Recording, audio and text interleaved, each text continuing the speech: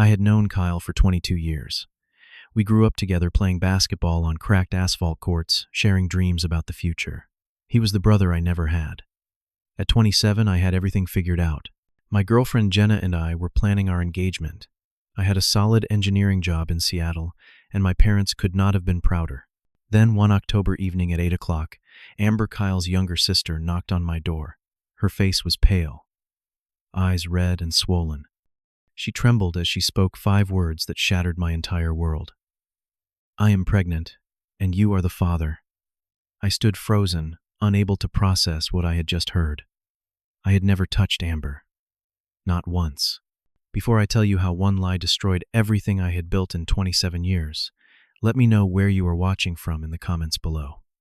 Hit that like button and subscribe, because what happened next will show you how far some people will go to cover their own mistakes and how I fought back to reclaim my life.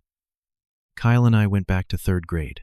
We were the kids who built forts in his backyard, who stayed up late playing video games, who got through college together while everyone else drifted apart. He studied business while I buried myself in engineering textbooks. We made a pact that we would be best men at each other's weddings. Our families were intertwined. Every Thanksgiving, every 4th of July, every random Sunday, our parents would gather in one backyard or another, grilling burgers and talking about the old days.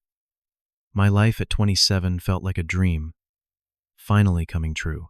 I worked as an engineer at a tech company in Seattle, designing software for clean energy systems. The pay was good, the work mattered, and I had just signed a lease on a downtown apartment with floor-to-ceiling windows overlooking Elliott Bay.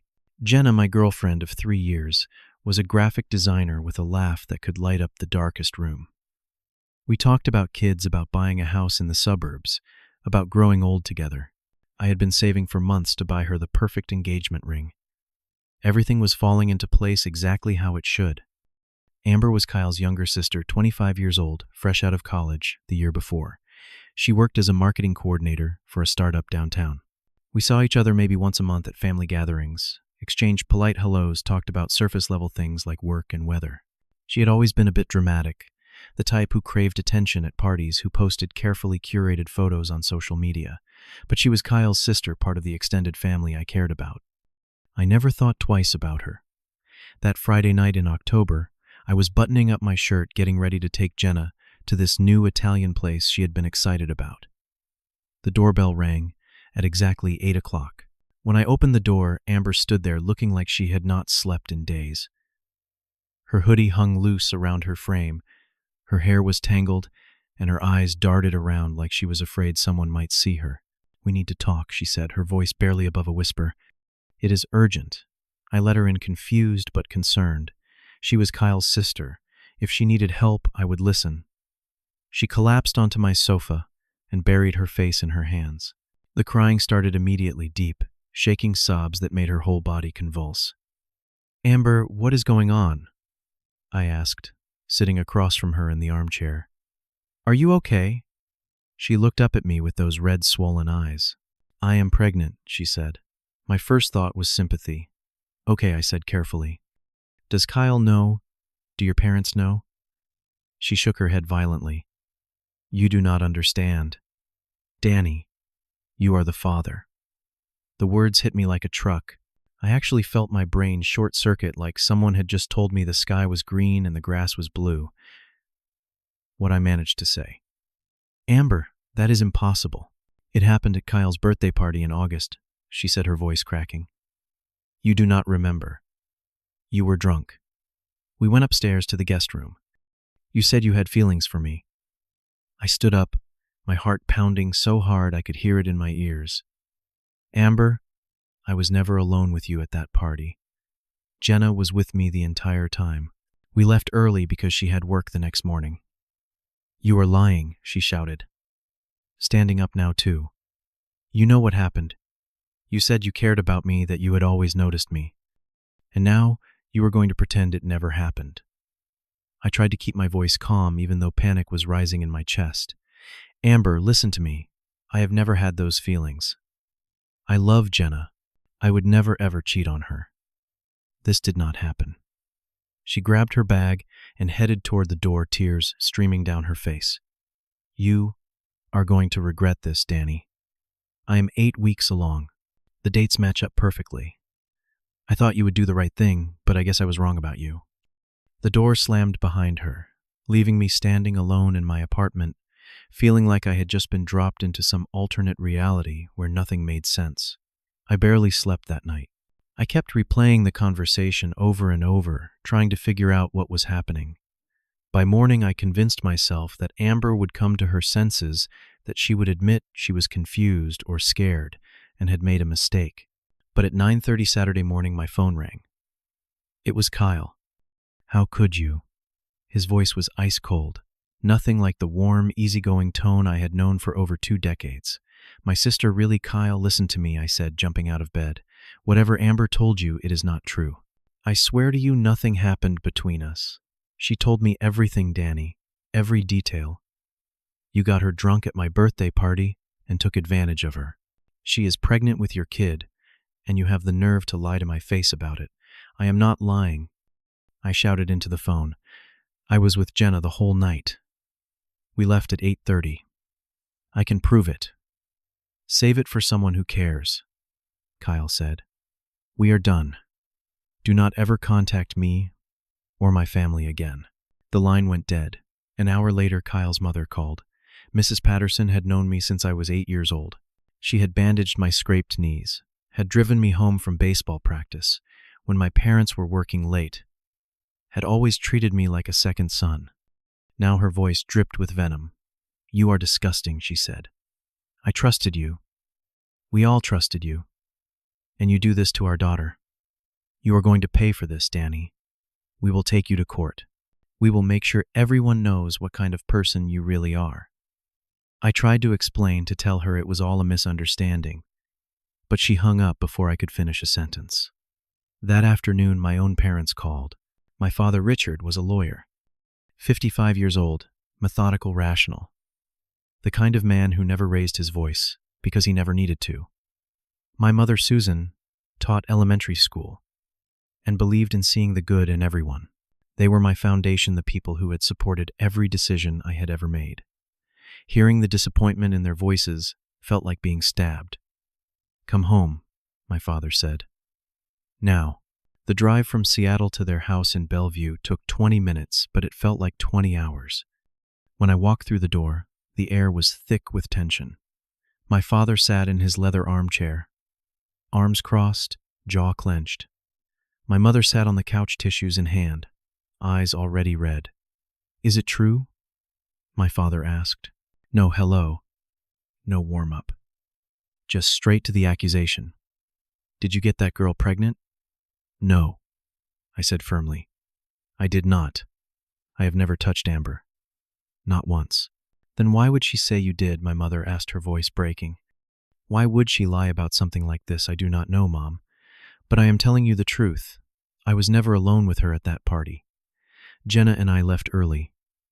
I can show you the dash cam footage from my car. It has timestamps." My father leaned forward. "The Pattersons have been our friends for 30 years, Danny. Mr. Patterson called me this morning. He was devastated. Amber showed them text messages. She has proof." "What text messages?" I asked, feeling the ground shift beneath me. "I never texted her anything inappropriate. They say otherwise," my father said coldly. "She has messages where you talked about meeting up, where you said things that no man in a committed relationship should say. That is impossible. She must have faked them somehow. Dad, you have to believe me." But the look in his eyes told me he did not. "You have disgraced this family," he said. "The Pattersons are talking about a lawsuit. They want you to take responsibility. And honestly, Danny, so do I." My mother sobbed quietly. "Just tell us the truth. If you made a mistake, we can fix it. But do not lie to us." "I am not lying," I shouted, desperation flooding my voice. "Why will nobody listen to me?" My father stood up. "Because the evidence says otherwise. Until you are ready to face reality and do the right thing, I do not think you should come back here." I looked at my mother, hoping she would intervene, but she just looked away. I left that house feeling more alone than I had ever felt in my life. By Monday, Jenna had heard the rumors. Someone at her yoga class, a mutual friend of the Pattersons, had mentioned it in passing. She called me at 10 in the morning, her voice shaking. "Is it true?" she asked. "Tell me it is not true, Danny." "It is not true," I said, but I could hear the doubt in her silence. "Everyone is saying you got Kyle's sister pregnant. They are saying it happened at his party. Were you even sober that night, Jenna?" "I had 2 beers the entire night." "You were there. You know I was not drunk. We left together, remember? We drove home and watched a movie." "I do not know what to believe anymore," she said quietly. "This is too much, Danny. I cannot be with someone who would do something like this. I am sorry." She hung up. 3 years of love, of planning a future together, ended in a 2-minute phone call. Tuesday brought a new nightmare. Kyle posted on social media. He did not name me directly, but everyone knew. Some people you call friends will betray you in the worst way. They will smile to your face while destroying the people you love. I hope karma finds you. Within hours, I was blocked on every platform. Friends I had known for years stopped responding to my messages. The group chat we had maintained since college went silent the moment I tried to explain myself. On Wednesday, the whispers started at work. I could feel eyes on me in the break room, hear conversations stop when I walked by. My manager called me into his office that afternoon. "Danny, I need to ask you about some personal issues that have come to my attention," he said carefully. "There are rumors circulating that could affect your professional reputation. I am not going to pry into your private life, but I need to know if there is anything you need to disclose. It is all lies." I said, "I am being falsely accused, and I am working to prove my innocence." He nodded slowly. "I appreciate your honesty. Just keep me updated if this becomes a legal matter." I was not fired, but the damage was done. Colleagues I had laughed with over lunch now avoided eye contact in the hallways. Thursday night, my father called again. "Mr. Patterson has hired a lawyer. They are demanding child support once the baby is born. If you refuse, they will take you to court. This is your last chance to make this right before it gets ugly." "I am not paying for a child that is not mine," I said. "Then do not bother coming home," my father replied. "We raised you to take responsibility for your actions. Until you do, you are not welcome here." The line went dead. 2 weeks after that initial conversation with Amber, I drove back to my parents' house one last time. I needed them to see me, to hear me, to understand that their son was telling the truth. But when I pulled into the driveway, my father met me at the door before I could even knock. "I told you not to come back," he said, his voice hard. "Dad, please, just listen to me for 5 minutes.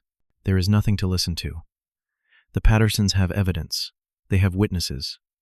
You are in denial, Danny, and it is pathetic." My mother appeared behind him in the doorway. She looked like she had aged 10 years in 2 weeks. "Mom," I pleaded, "you know me. You know I would never do this." She opened her mouth to speak, but my father cut her off. "Susan, go inside." She hesitated, then turned away. The door closed in my face. I sat in my car for 20 minutes, staring at that closed door, feeling like I had lost everything that mattered. The legal letter arrived on Friday. The Pattersons were officially pursuing child support. Their lawyer laid out terms. Danny would provide financial support, starting immediately with the amount to be determined by the court. If he refused, they would file a lawsuit for paternity and damages. I stopped eating. I stopped sleeping more than 3 or 4 hours a night. I lost 12 pounds in 2 weeks. My reflection in the mirror looked hollow, like someone had scooped out everything that made me human and left only a shell. At work, I moved through the day on autopilot, completing tasks without really thinking, going home to an empty apartment that felt more like a prison cell. But in the quiet moments when the noise in my head finally settled, one question kept surfacing: why would Amber lie? What did she have to gain by destroying my life? There had to be a reason, something I was missing. That thought would not leave me alone. If I was going to survive this, if I was going to prove my innocence, I could not just sit around waiting for people to believe me. I had to find the truth myself. So I hired a private investigator.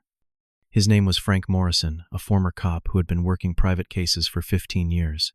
He had a weathered face and tired eyes, but he listened to my story without judgment. "I believe you," he said, after I finished explaining everything. I have seen false accusations before. They leave a certain pattern. Let me dig into this girl's life. If she is lying, there will be evidence. Frank started following Amber.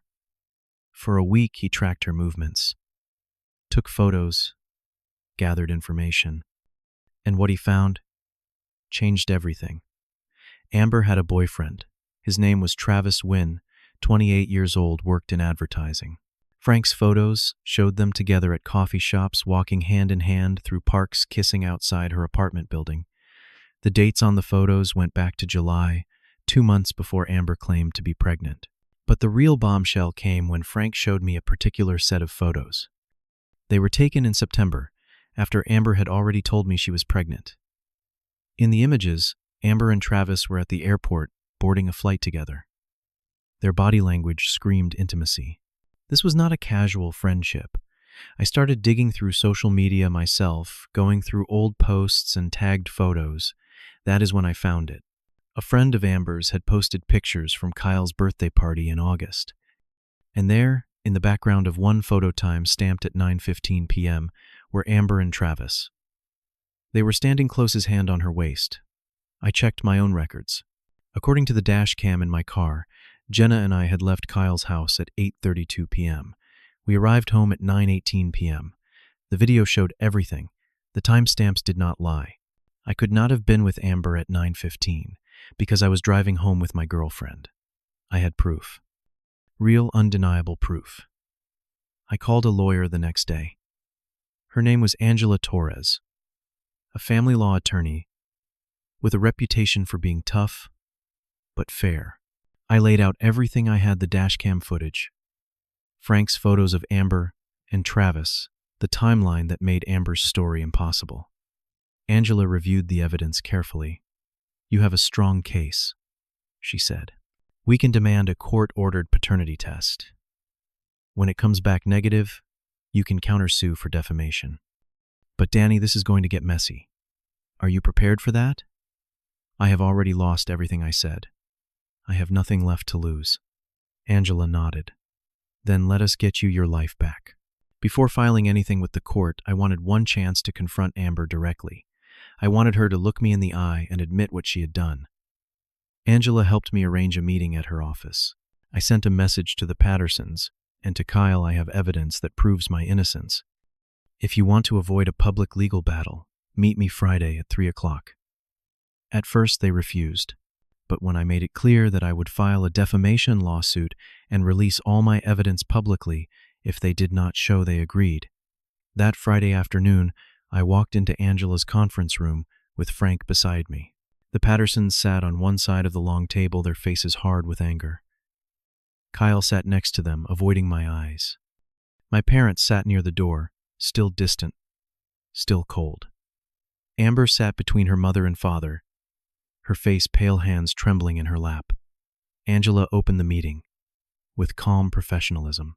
"We are here today because my client has evidence that proves he is not the father of Amber Patterson's child. We are offering this opportunity to resolve the matter privately before it becomes a court case. Mr. Patterson leaned forward. "This is ridiculous. Our daughter has no reason to lie." "Then let us review the evidence," Angela said, nodding at me. I stood up, my heart pounding, but my voice steady. "First, I want to show you all something." I pulled out my laptop and played the dash cam video from August. This is footage from Kyle's birthday party. You can see the timestamp. Jenna and I left at 8:32 p.m. We arrived home at 9:18 p.m. Amber claims that we were together in the guest room at 9 o'clock. That is impossible. Kyle's eyes widened as he watched the video. My father leaned forward, studying the screen carefully. Next, I continued pulling out the printed photos Frank had taken. These are photos of Amber with a man named Travis Wynn. They have been dating since July. Here is a photo from Kyle's party time stamped at 9:15 p.m., showing them together. And here are photos from September and October, showing them in a clearly romantic relationship. I spread the photos across the table.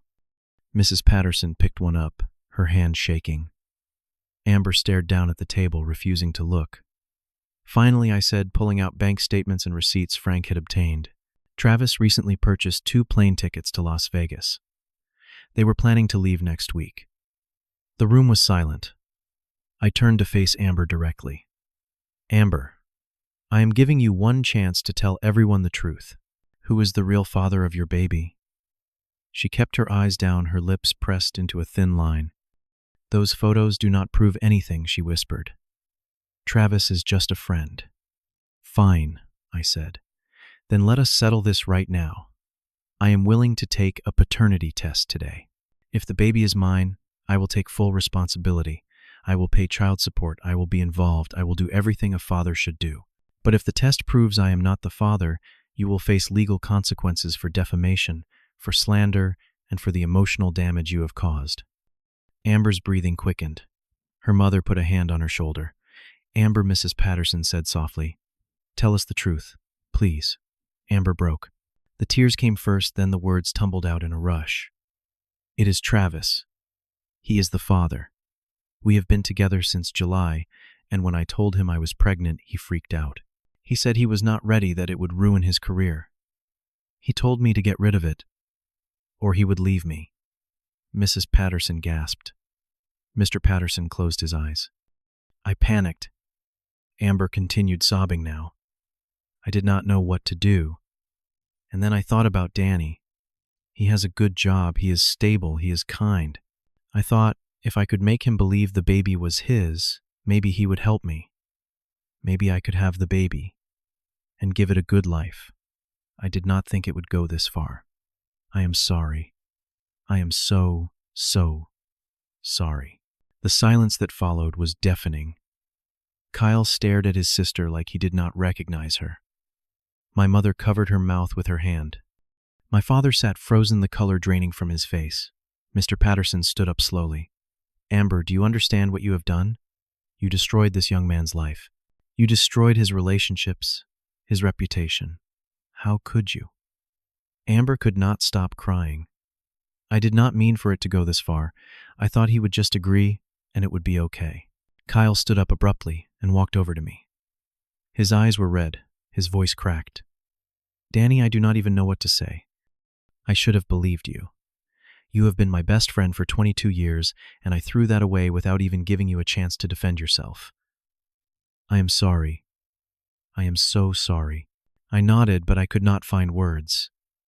The anger and hurt were still too raw. My parents finally stood and walked over to me. My mother wrapped her arms around me, sobbing into my shoulder.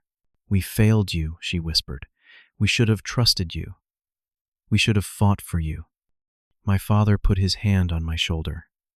He did not say anything, but the tears running down his face said everything. Angela spoke up. Mr. and Mrs. Patterson, your daughter, has admitted to making false accusations. Danny has the right to pursue legal action for defamation.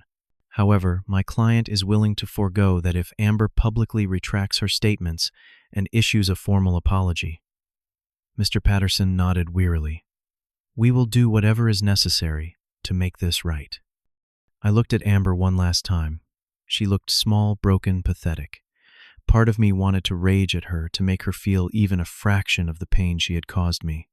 But mostly, I just felt tired. I do not want your money, I said. I do not want a lawsuit. I just want my name cleared. I want everyone who believed your lies to know the truth. Amber nodded, unable to meet my eyes. 2 months passed. Amber issued a public apology on social media, admitting she had lied. The post went viral. Some people congratulated me. Others said they had known all along. I was innocent, even though those same people had avoided me for weeks. The comments were a mix of support and shallow apologies from people who had turned their backs on me when I needed them most. I left my job at the tech company and took a position at a smaller firm across town. The pay was slightly less, but the environment was healthier. Nobody there knew my story, and I preferred it that way. Starting fresh felt necessary. My relationship with my parents slowly began to heal, but it would never be the same. The trust had been fractured. We had dinner together once a week, talked on the phone, tried to rebuild what had been broken. But there were moments when I looked at them and remembered how quickly they had abandoned me, how readily they had believed I was guilty. That memory would not fade. Kyle sent me text messages almost every day for a month. Long paragraphs about how sorry he was, how he had failed as a friend, how he wanted to make things right. I responded, eventually told him I forgave him. But the friendship we had built over 22 years felt like a distant memory. We were cordial now, friendly even, but the depth was gone. Trust, once shattered, is nearly impossible to fully restore. Jenna called me about 6 weeks after the truth came out. She had seen Amber's apology and wanted to talk. We met for coffee on a rainy afternoon. She apologized, said she should have believed me, asked if we could try again. I looked at her across the table, at this woman I had once planned to marry, and felt nothing but a hollow ache. I appreciate the apology, I said. But when things got hard, you left. You did not even give me a chance to prove my innocence. I needed you, and you were not there, she cried. I did not. The hardest part was not the anger or the betrayal. It was the loneliness that followed. I had lost my best friend, my girlfriend, the trust of my parents, and the respect of my community. Even after the truth came out, even after my name was cleared, I felt like I was walking through life with a wound that would not quite heal. But slowly I started to rebuild. I made new friends at my new job, people who knew me for who I was now, not who I had been accused of being. I started going to a gym, lifting weights, running in the mornings. Physical activity helped clear the noise in my head. I went to therapy, talked through the trauma with someone who did not judge me. I learned that trust is fragile. It takes years to build and only seconds to destroy. I learned that not everyone who says they love you will stand by you when things get difficult. I learned that sometimes the people you think you know best are capable of betraying you in ways you never imagined. But I also learned something else. I learned that losing everything can teach you what truly matters. The people who stuck by me, who believed me, even when the evidence seemed stacked against me, those were the people worth keeping. The rest were just taking up space in my life. Today I am 30 years old. I have a new life, a new circle of friends, a career I am proud of. I am dating someone new, someone who knows my whole story and loves me anyway. I do not talk to Kyle anymore. I see my parents occasionally, but the relationship is distant. Amber moved away last I heard. She is living in another state with Travis. I do not keep tabs on her. The scar from what happened will always be there. But scars are proof that you survived something that tried to break you. And in a strange way, I am grateful for what happened.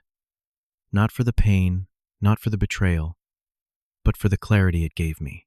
The truth did not just set me free. It showed me who deserved to be in my life all along. And sometimes, that is the greatest gift betrayal can give you. Clarity. Have you ever been falsely accused of something you did not do? How did you handle it? Drop your story in the comments below. If this resonated with you, hit that like button and subscribe for more real-life stories. Share this with someone who needs to hear that the truth always comes out eventually. Thank you for listening to my story. I hope it reminds you to always fight for your truth, no matter how impossible it seems. Stay strong out there.